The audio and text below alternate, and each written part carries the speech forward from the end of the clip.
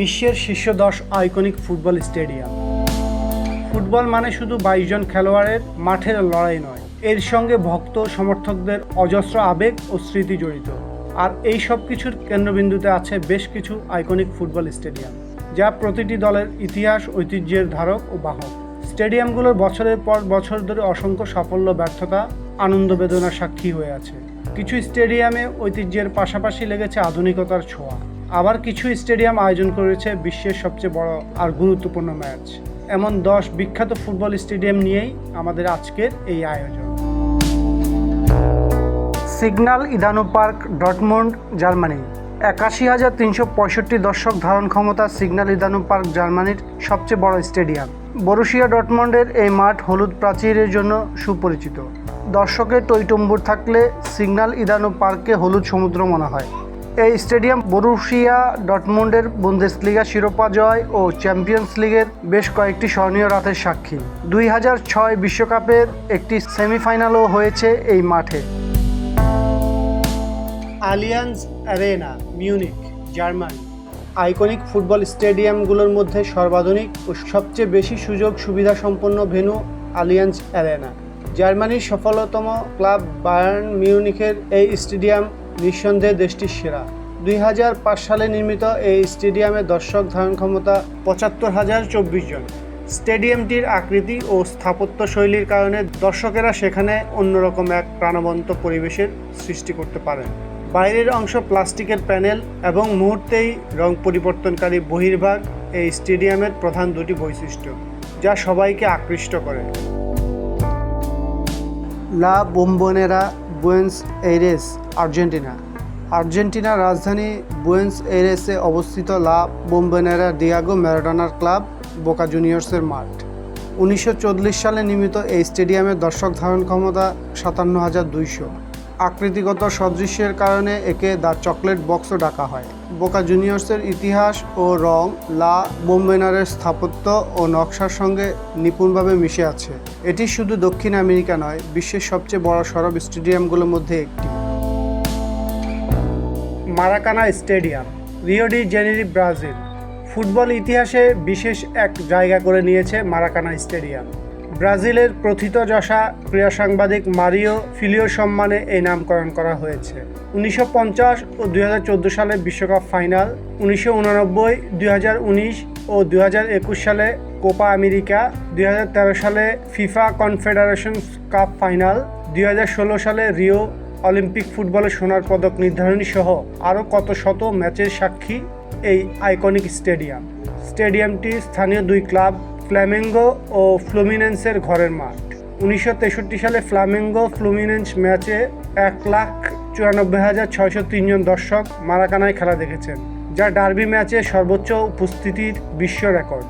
1950 বিশ্বকাপ ফাইনাল দেখেছেন 2 লাখেরও বেশি দর্শক, যা কোনো ফুটবল ম্যাচে সর্বোচ্চ উপস্থিতির রেকর্ড হিসেবে গিনেস বুকে জায়গা করে নিয়েছে। সে ফাইনালে উরুগুয়ের কাছে 2-1 গোলে হেরে যায় ব্রাজিল। এই মাঠেই 2016 সালে রিও অলিম্পিক ফাইনাল জিতে প্রথমবারের মতো ফুটবলের সোনা পদক জেতে ব্রাজিল।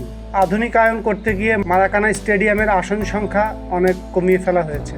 বর্তমানে এর দর্শক ধারণ ক্ষমতা 78,878।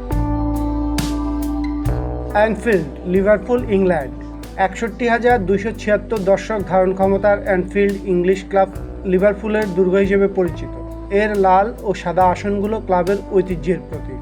সেখানকার গ্যালারি ভর্তি সমর্থক লিভারপুলের জন্য দ্বাদশ খেলোয়াড়ের মতো কাজ করে, যা প্রতিপক্ষের উপর কয়েক গুণ বেশি চাপ সৃষ্টি করে। 1884 সালে নির্মিত অ্যানফিল্ড একসময় এভারটনের ঘরের মাঠ ছিল। 1892 সালে লিভারপুল ক্লাব প্রতিষ্ঠার পর থেকে স্টেডিয়ামটি তারা হোম ভেন্যু হিসেবে ব্যবহার করে আসছে। আধুনিকতার সঙ্গে তাল মিলিয়ে চলার জন্য অ্যানফিল্ডের ছোটোখাটো সংস্কার প্রয়োজন, তবুও এটিকে বিশ্বের অন্যতম সেরা স্টেডিয়াম হিসেবে বিবেচনা করা হয়। সান সিরো, মিলান, ইতালি। 75,817 দর্শক ধারণ ক্ষমতার সান সিরোকে এক নামে চেনেন সবাই। ইতালির বৃহত্তম এই স্টেডিয়ামের অফিসিয়াল নাম জিউসেপ্পে মিয়াৎসা। মিলান শহরের বিখ্যাত দুই ক্লাব এসি মিলান ও ইন্টার মিলানের ঘরের মাঠ এটি। মিয়াৎসা এই দুই ক্লাবের হয়েই খেলেছেন। 1934 বিশ্বকাপের একটি সেমিফাইনাল 1999 বিশ্বকাপে উদ্বোধনী অনুষ্ঠান সহ 6 ম্যাচ, 1980 ইউরো চ্যাম্পিয়নশিপ, 4টি চ্যাম্পিয়ন্স লিগ ফাইনাল সহ আরও অনেক গুরুত্বপূর্ণ ম্যাচ আয়োজন করেছে সান সিরো। আগামী বছর স্টেডিয়ামটি 100তম বার্ষিকী পালন করবে। Camp Nou, Barcelona, Spain. Lionel মেসির জাদু সবচেয়ে বেশি দেখা গেছে যে মাঠে, সেটিই ন্যু ক্যাম্প। বার্সেলোনার এই দুর্গ দর্শক ধারণ ক্ষমতার দিক থেকে ইউরোপের বৃহত্তর স্টেডিয়াম। সংস্কার কাজ শুরুর আগে একসঙ্গে 99,354 জন দর্শক ক্যাম্প ন্যুতে বসে খেলা দেখতে পারতেন। সংস্কার কাজ শেষ হলে ক্যাম্প ন্যুর আসন সংখ্যা বেড়ে হবে 1,05,000, যা এটিকে বিশ্বের তৃতীয় বৃহত্তম ফুটবল স্টেডিয়ামে পরিণত করবে। Old Trafford, Manchester, England. স্বপ্নের রঙ্গমঞ্চ ওল্ড ট্রাফোর্ডের দর্শক ধারণ ক্ষমতা 74,310। ম্যানচেস্টার ইউনাইটেডের এই মাঠ বিশ্বের অন্যতম সেরা স্টেডিয়াম হিসেবে পরিচিত। শতাব্দী প্রাচীন ওল্ড ট্রাফোর্ডের আছে এক সমৃদ্ধ ইতিহাস, যা ক্লাবটির উত্থান পতনের সাক্ষী।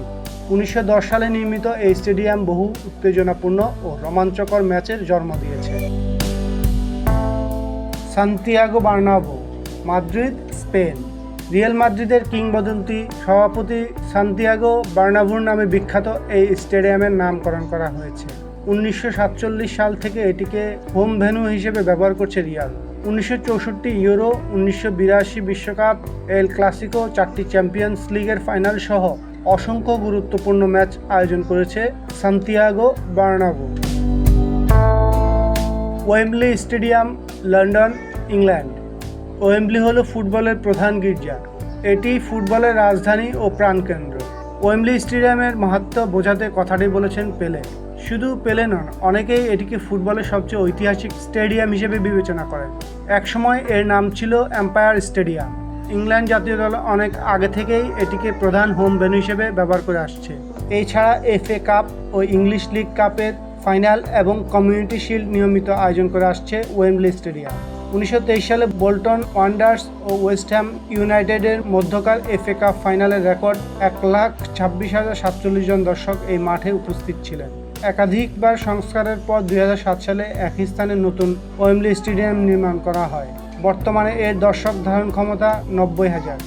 1966 ও 2020 ইউরো, 2000 লন্ডন অলিম্পিক ফুটবলের ফাইনাল সহ অসংখ্য মেগা ম্যাচ আয়োজন করা হয়েছে ওয়েম্বলি স্টেডিয়াম।